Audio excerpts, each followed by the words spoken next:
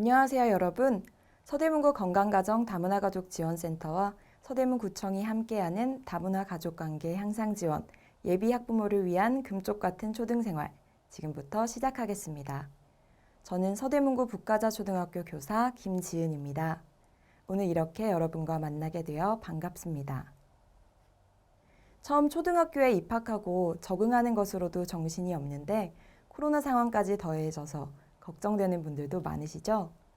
사실 저도 코로나19로 인해 처음 겪어본 일들이 정말 많았는데 다행히 이제는 조금 안정된 환경이 되었고 학교에서도 이럴 땐 이렇게 하면 된다는 매뉴얼이 생겼기 때문에 그것들만 잘 알고 있으면 되니 너무 걱정하지 마세요. 오늘 수업 짧지만 중요한 내용들로 채워볼 테니 집중해서 들어주시고 그동안 가지고 계셨던 궁금증이나 걱정이 해소되는 알찬 시간이 되었으면 좋겠습니다. 우선 초등학교를 입학시키는 부모님의 마음은 어떤가요? 아이를 학교에 보낸다는 기대만큼 걱정도 많으실 텐데요.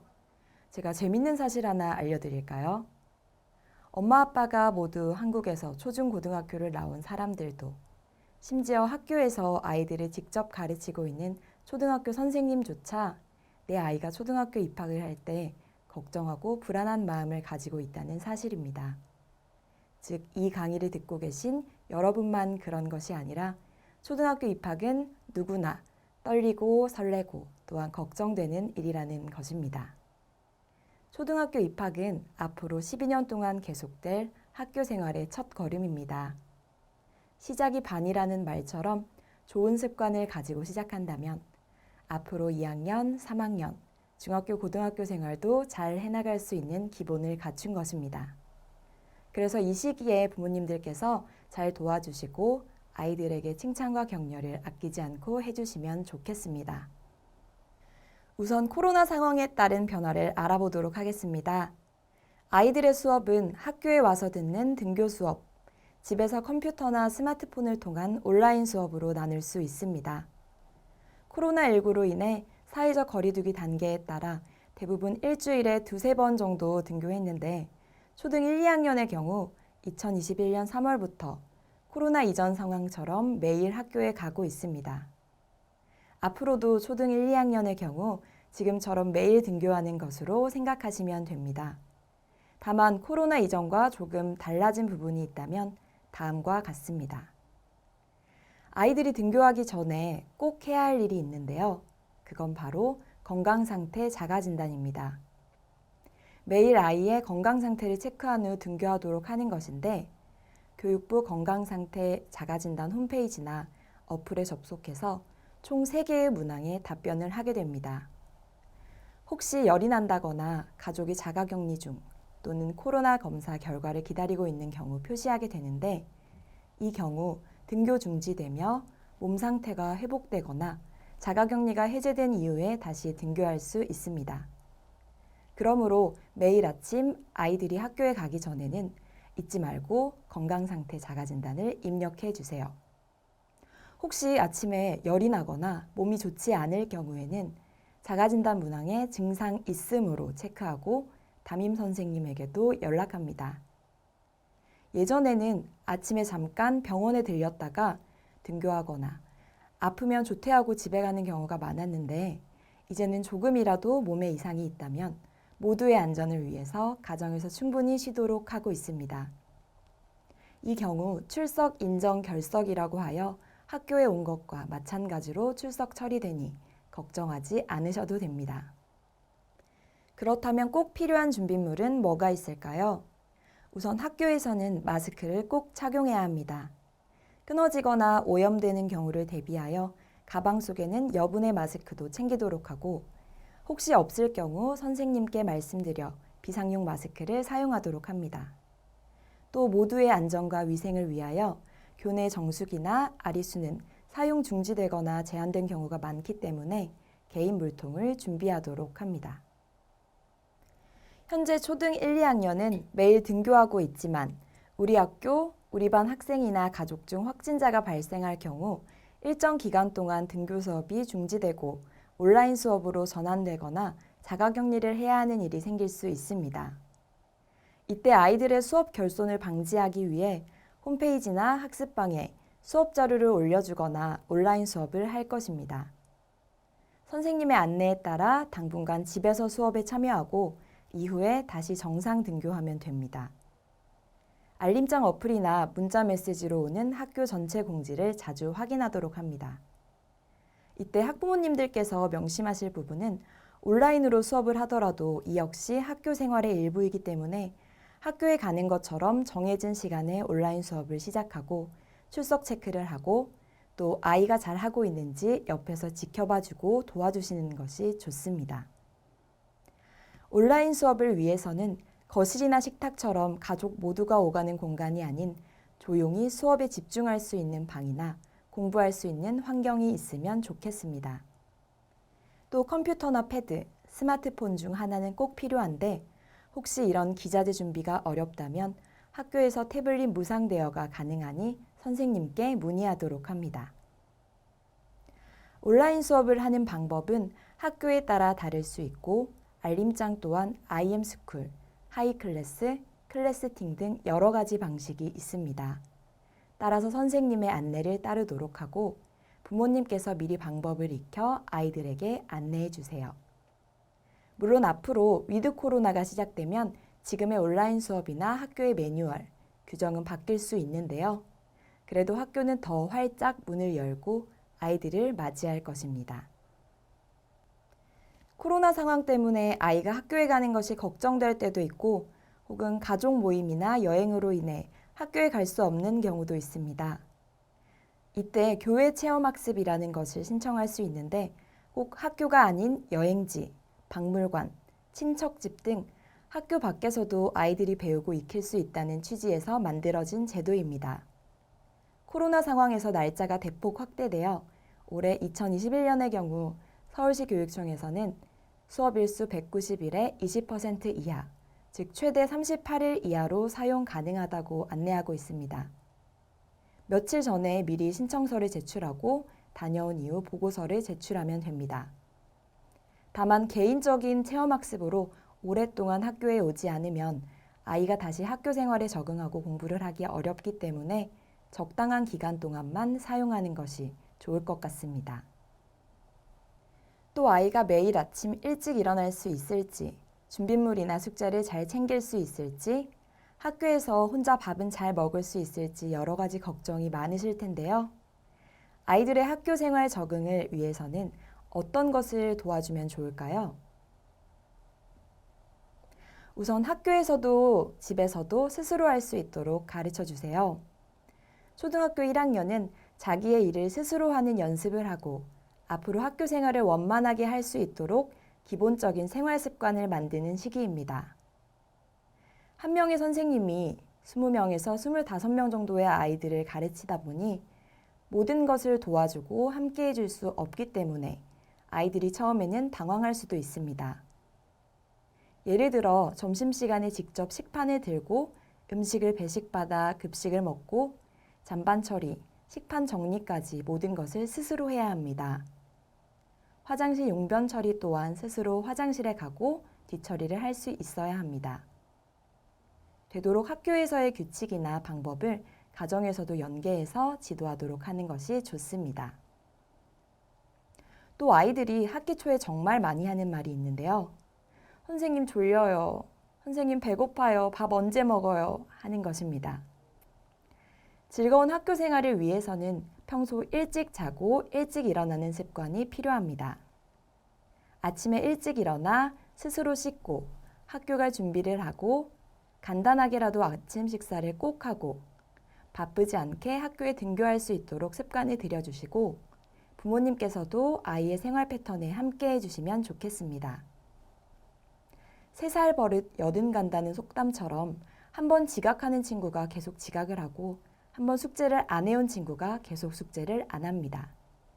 그러므로 아이들이 규칙을 잘 지키며 학교에 다닐 수 있도록 가정에서 많은 관심을 가지고 도움을 주시길 부탁드립니다. 알림장, 주간학습 안내, 가정통신문 등을 꼼꼼하게 읽고 확인해 주세요. 초등 1, 2학년에는 아이들이 직접 알아서 하기 어려운 것이 많습니다. 따라서 부모님께서 안내사항을 꼼꼼히 챙기고 확인해 주세요. 물론 새학년 새학기를 시작하는 3월에는 부모님께서도 많이 피곤하고 혼란스러울 수 있습니다.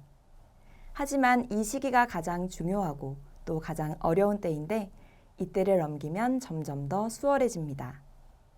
그리고 그날 수업에 관련 있는 준비물이나 숙제는 무엇인지, 받아쓰기 시험이나 수행평가를 보는 과목은 없는지, 주간학습 안내, 알림장 등을 꼼꼼히 확인해 주세요.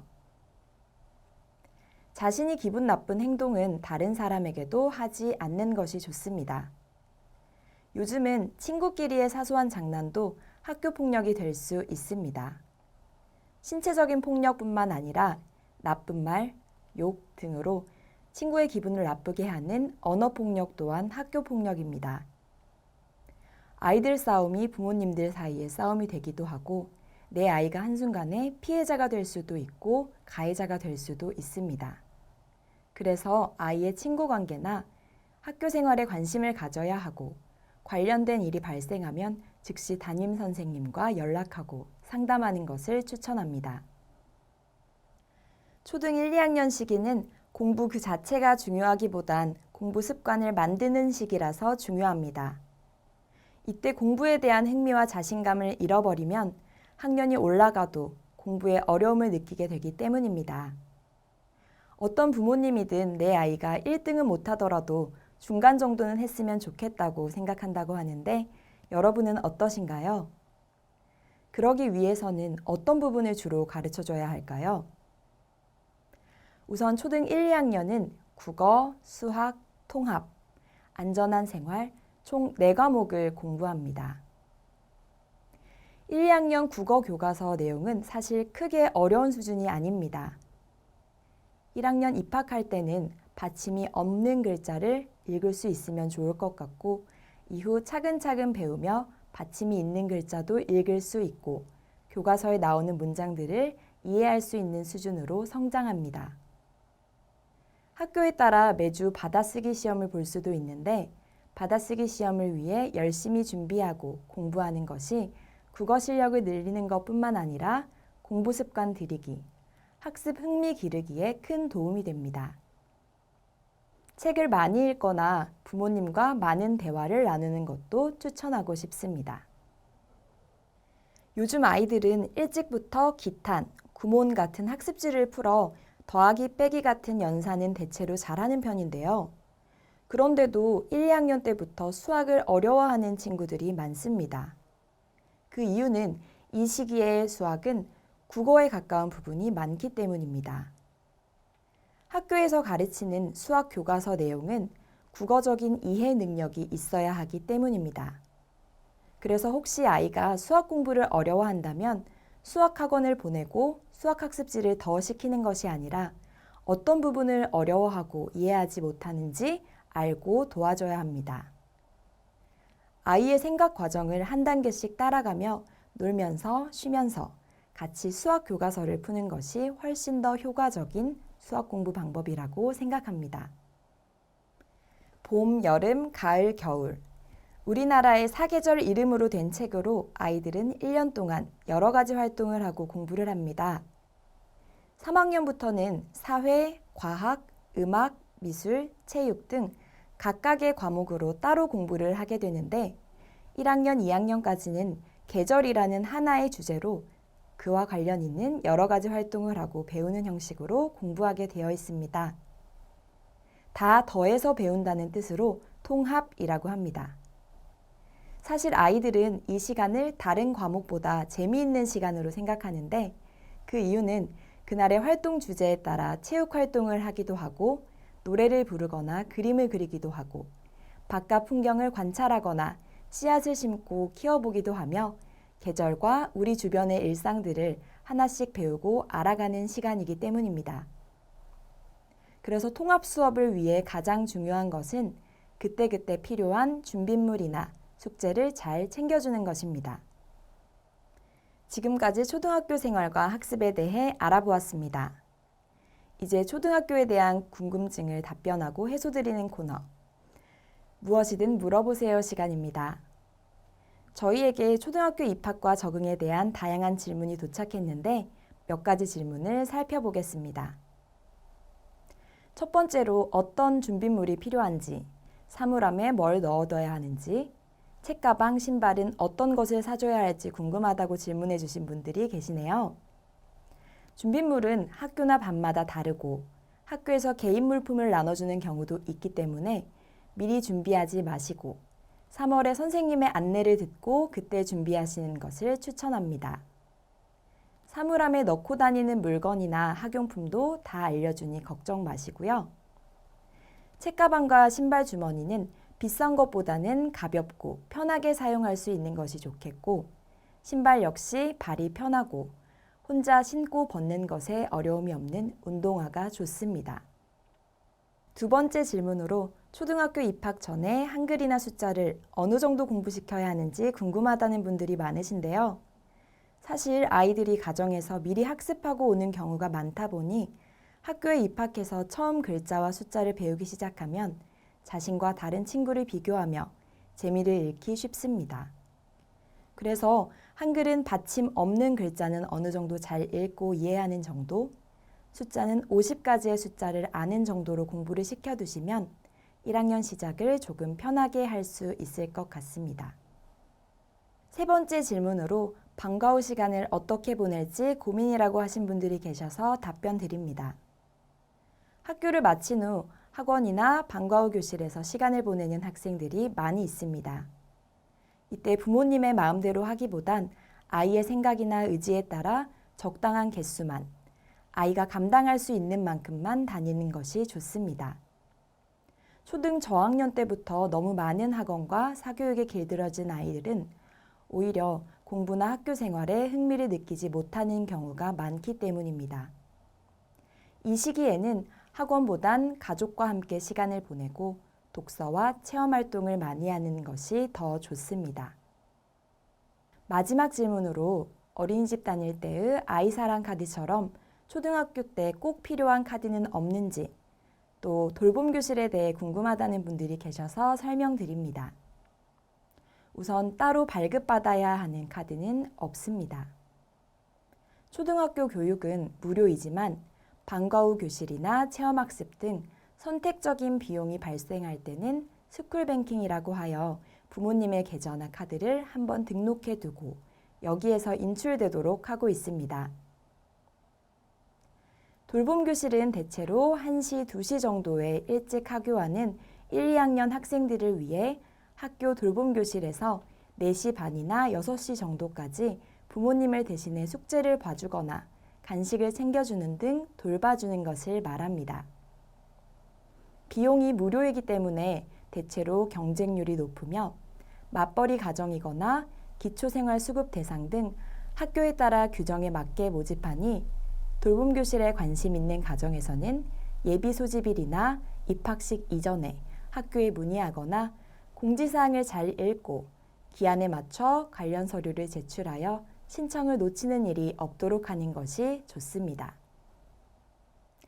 지금까지 초등학교 입학과 적응을 위하여 간단하게 안내드렸는데요. 사실 이 내용들은 평소에 6시간에서 8시간 정도 강의하는 내용을 요약해서 전달드렸습니다.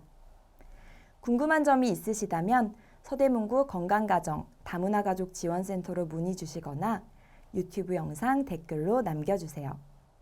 또한 매년 진행되는 서대문구 다문화가족 관계 향상 지원 부모 자녀 프로그램에서 더 자세하고 다양한 교육으로 만나실 수 있습니다. 오늘 강의는 여기서 마치도록 하겠습니다. 열심히 들어주셔서 감사합니다.